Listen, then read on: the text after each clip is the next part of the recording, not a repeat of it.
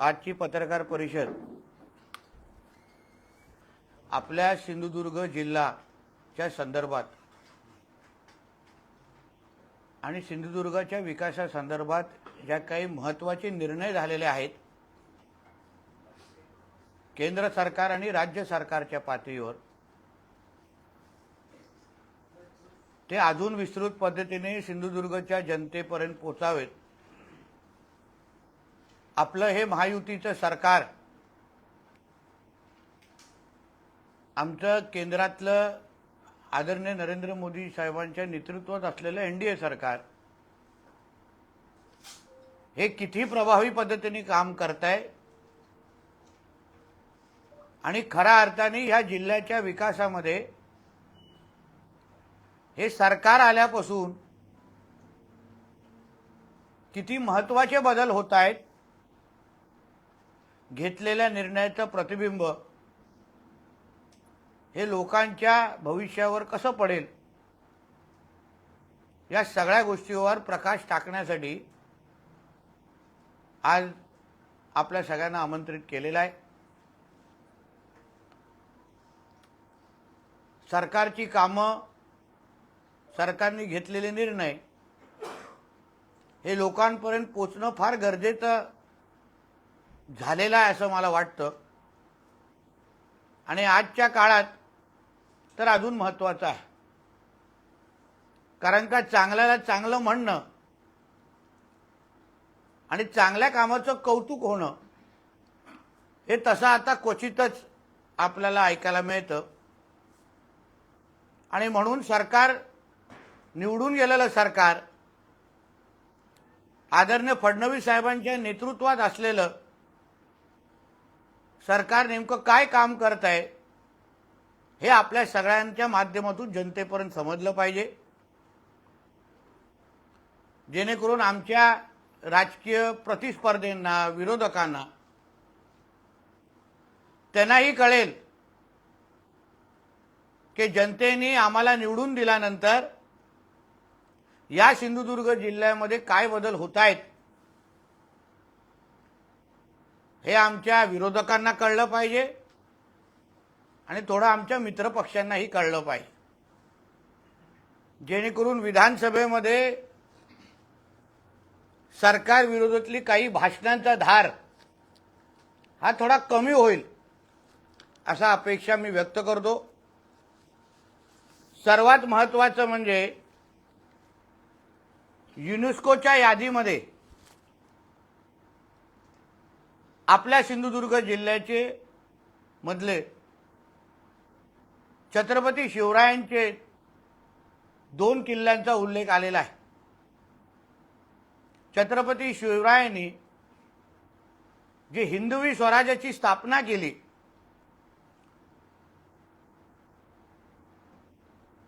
त्या स्वराज्य स्थापनेमध्ये सिंधुदुर्ग किल्ला आणि विजयदुर्ग किल्ला याच्या दोन्हीचं फार महत्त्व आहे। या दोन्ही किल्ल्याचा उल्लेख आता युनेस्कोच्या यादीमध्ये आलेला आहे। हे प्रत्येक शिवप्रेमीसाठी आणि माझ्या प्रत्येक सिंधुदुर्ग वासियासाठी हा एक अभिमानाचा क्षण आहे। कालपासून प्रत्येक जण जल्लोष करतोय आणि ह्यासाठी मी देशाचे पंतप्रधान आदरणीय मोदी साहेबांचं मनापासून आभार मानेन की खरा शिवभक्त कसा असतो, शिवरायांच्या विचारांवर चालणारा मावळा ह्याचं उत्तम उदाहरण म्हणजे आमचे आदरणीय मोदी साहेब आहेत। कारण का ह्या युनेस्कोच्या यादीमध्ये आपल्या महाराजांच्या किल्ल्याला मान मिळणं हेच आमच्या मोदीजींची आंतरराष्ट्रीय पातळीवर असलेली ताकदीचं खरं उदाहरण आहे। त्याचबरोबर राज्याचे मुख्यमंत्री आमचे आदरणीय देवेंद्र फडणवीसजी आणि या खात्याचे सांस्कृतिक खात्याचे मंत्री आमचे आदरणीय आशिष शेलार साहेब ह्यांनी ज्या पद्धतीने हा पाठपुरावा केला आणि आपल्या राज्यामधले शिवरायांचे किल्ले आज युनेस्कोमध्ये आणण्यासाठी जी जी ताकद लावली, जे जे कागदपत्र पुरवले, त्याचमुळे यादीमध्ये त्यांचं नाव आलेलं आहे. विजयदुर्ग आणि सिंधुदुर्गसाठी सन्मान्य खासदार राणे साहेबांनी केंद्र सरकारकडे असंख्य पत्रव्यवहार केले, काही महत्त्वाच्या विषयावर प्रकाश टाकला आणि त्यामुळे पण या पूर्ण कामाला हातभार लागला आहे. म्हणून त्यांचेही मी सिंधुदुर्ग जिल्ह्याचा पालकमंत्री म्हणून मी मनापासून आभार मानतो. युनेस्कोच्या यादीमध्ये आल्यानंतर निश्चित पद्धतीने महाराजांनी जो ज्वलंत इतिहास घडवला, त्या ज्वलंत इतिहासाचं जतन करणं, पुढच्या पिढीपर्यंत पोहोचवणं आणि ह्या किल्ल्यांच्या एकंदरीत विकासासाठी, संवर्धनासाठी मोठ्या प्रमाणामध्ये आर्थिक ताकद आता अजून आमचे केंद्र सरकार आणि आमचं राज्य सरकार देईल, हा विश्वास या निमित्ताने मला व्यक्त करायचा आहे. पर्यटनामध्ये निश्चित पद्धतीने ह्याच्यामुळे मोठ्या प्रमाणात वाढ होईल. आताही जगभरातले पर्यटक आमच्या ह्या दोन्ही किल्ल्याकडे येतातच, पण आता युनेस्कोमध्ये आल्यानंतर आंतरराष्ट्रीय पातळीवर पण आमच्या शिवरायांचे हे दोन्ही किल्ले जे आदर्श आहेत त्यांना पाहण्यासाठी पर्यटक मोठ्या प्रमाणामध्ये गर्दी करतीलच, असा विश्वास मी या निमित्ताने व्यक्त करतो. दुसरा एक महत्त्वाचा निर्णय जो मला असं वाटतं असंख्य पत्रकार मित्रांच्या नजरचुकीने कदाचित समजला नाही किंवा त्याचा निर्णयाचं महत्त्व आपल्या दृष्टिकोनातून काय आहे हे समजलं नाही. असंख्य आपल्या सिंधुदुर्गातले, कोकणातले प्रकल्प हे पर्यावरणामुळे किंवा पर्यावरणाच्या परवानगीमुळे वर्षानुवर्ष अडकून राहायची. मोठ्या प्रमाणामध्ये निधी उपलब्ध व्हायची, पण राज्य पातळीवर MCZMA नावाची कमिटी स्थापन झाल्या नसल्यामुळे यात ते प्रकल्प रखडले जायचे, यात त्यांची निधी परत जायची. वारंवार जनतेकडून मागणी व्हायची की प्रकल्प पूर्ण करा, पण निवळ ही समिती गठीत नसल्यामुळे या प्रकल्पांना चालना मिळायची नाही. बरोबर 1 महिन्या अगोदर मी आदरणीय मुख्यमंत्री देवेंद्र फडणवीस साहेबांना एक पत्र लिहिलं की आपल्या राज्याच्या पातळीवर जी समिती स्थापन झाली पाहिजे MCZMAची, ती स्थापन नाही आहे. आपण त्याच्यावर लक्ष घालावं आणि मग लगेच त्या प्रक्रियेला चालना मिळाली. त्या पुढच्या आठवड्यामध्ये मी स्वतः जाऊन देशाचे, भारत सरकारचे पर्यावरण मंत्री आदरणीय भूपेंद्र यादवजी त्यांना जाऊन विनंती केली की साहेब, आमच्या राज्यामध्ये जे काही प्रकल्प आहेत ते निवळ ह्या समिती स्थापन झाल्या नसल्यामुळे ते पडून आहेत, निधी परत जाते. त्यांनी तो आदेश पुढच्या आपल्या अधिकाऱ्याने दिला. राज्याच्या पर्यावरण मंत्री आमच्या पंकजाताई त्यांनीही त्याच पद्धतीचा पाठपुरावा केला आणि गेल्या काही दिवसा अगोदर तो गॅजेट्स निघाला आणि ही MCZMAची कमिटी आपल्या राज्यासाठी स्थापन झालेली आहे. आणि त्याचा सर्वात जास्त फायदा, कारण का किनारपट्टीला लगत असलेले हे जे प्रकल्प आहेत ज्याला CRZ मुळे चालना मिळत नाही आणि मग त्याच्यामुळे निधी अडकून पडतो, ह्या सगळे प्रकल्प आता ह्या MCZMA कमिटीकडे जातील आणि त्यांना लगेच मान्यता भेटतील, जेणेकरून त्या प्रकल्पांना कोणी थांबवू शकणार नाही. सर्वात काही उदाहरणं देतो ज्याचे फायदा थेट कुठे कुठे होणार. उदाहरण तुम्ही वर्षानुवर्ष ऐकलं असेल की आमच्या माजी मंत्री दीपक केसरकरजींच्या प्रयत्नामुळे वेंगुर्ला शिरोडामध्ये ताज प्रकल्प येणार होता. आंदोलनं झाली, काही वेळ भूमिपूजनही झाली, पण प्रकल्प पुढे जायचा नाही. फक्त ह्या MCZMA कमिटी नसल्यामुळे त्या परवानग्या मिळवण्यामध्ये आपल्याला अडथळे यायचे. आता MCZMA कमिटी स्थापन झाल्यानंतर लगेच ह्या प्रकल्पाला स्थापना मिळेल आणि आपल्या जिल्ह्यातला पहिला 5 स्टारचा रस्ता ह्या निमित्ताने मोकळा झालेला आहे, हे ह्या निमित्ताने आपल्याला सांगेन. त्याचबरोबर काही असंख्य विभागाचे जे काही प्रकल्प किंवा निधी फक्त ह्या MCZMA कमिटीमुळे जे पुढे गेले नाही ते मुद्दामून वाचून दाखवतो. कोकण आपत्ती समीकरण पतन विभागाची 18 कामं आहेत, 122 कोटी. अर्थसंकल्पीय 42 कामं आहेत, 100 कोटी. आता सार्वजनिक बांधकामच्या जवळपास 50 कोटीची कामं प्रलंबित होती. सिंधुदुर्ग जिल्हा परिषद सिंधुदुर्गचे जवळपास 50 लक्ष कामं 2022-23 पासून प्रलंबित होते. मालवण नगर परिषदेपासून वेंगुर्ला नगर परिषदमध्ये असंख्य ही कामं फक्त MCZMA कमिटी नाही म्हणून ते प्रलंबित होते. पर्यटन विभाग ज्याच्या अंतर्गत समुद्रकिनारी उभ्या कराव्या लागणाऱ्या शासकीय सोयीसुविधा अधिक सुविधा फक्त हे कमिटी नसल्यामुळे ते देऊ शकलो नाही.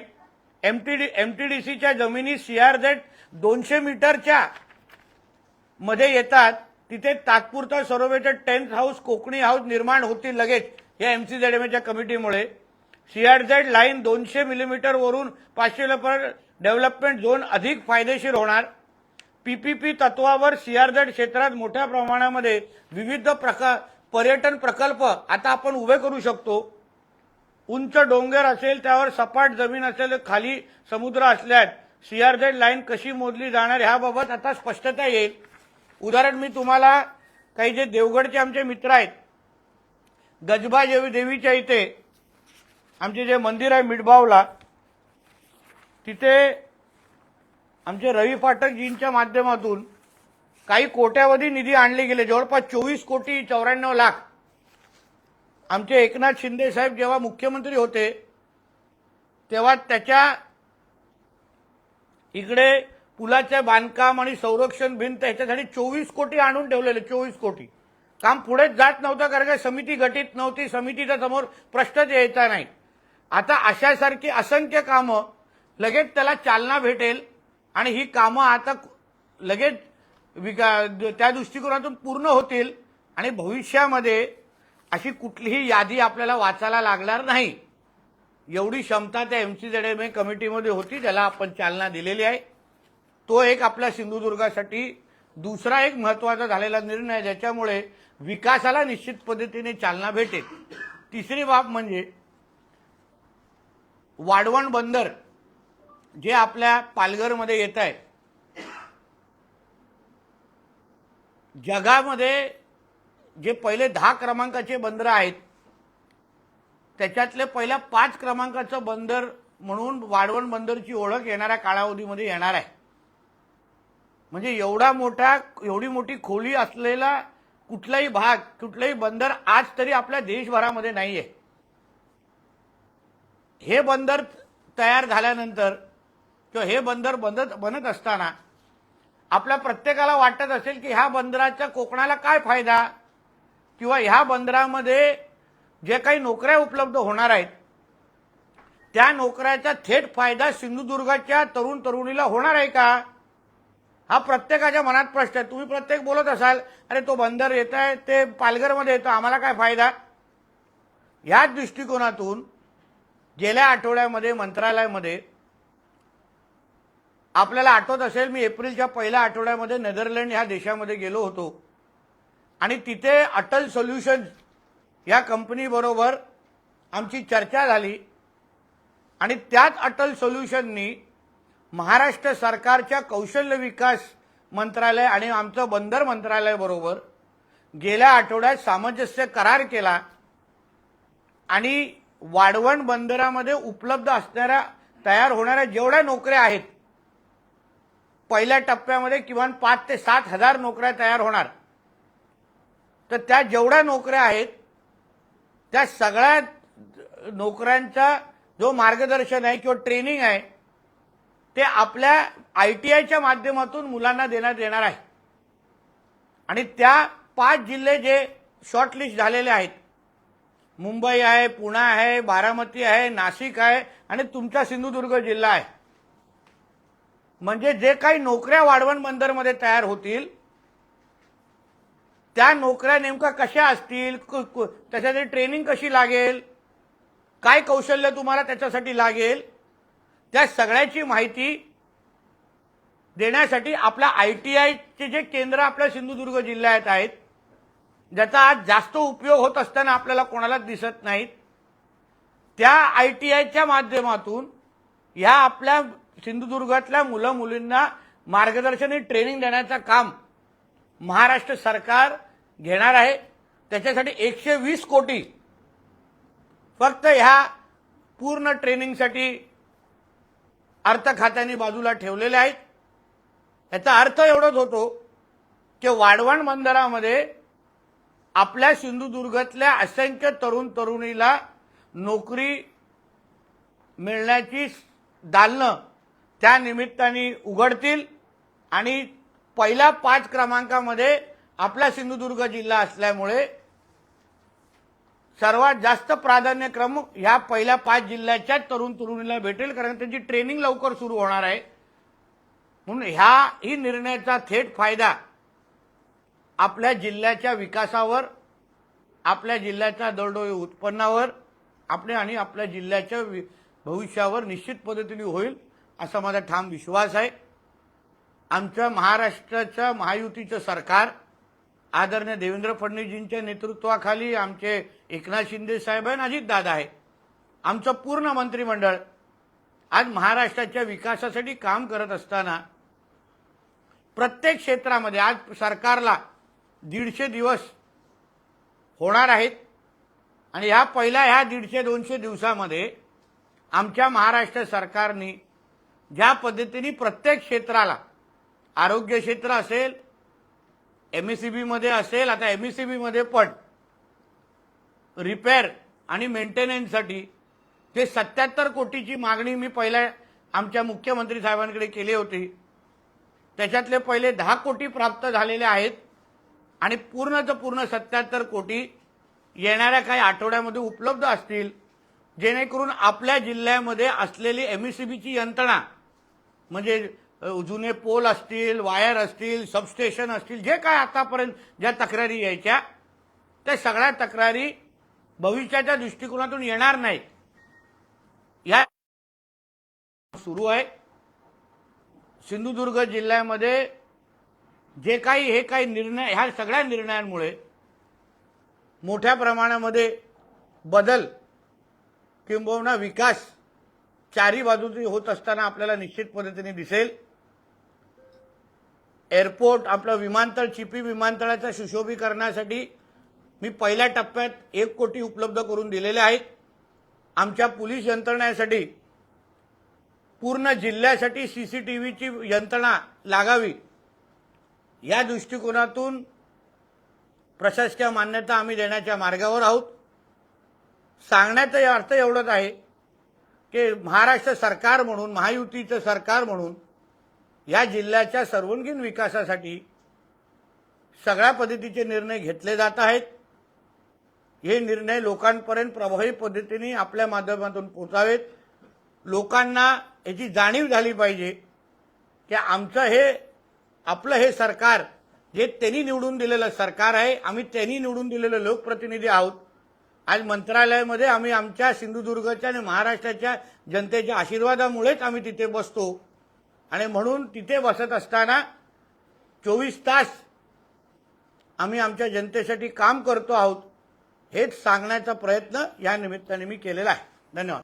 टाइम्स डिजिटलला लाईक करा, सबस्क्राईब करा, शेअर करा आणि बेल आयकॉन दाबायला विसरू नका. पाहत रहा टाइम्स डिजिटल.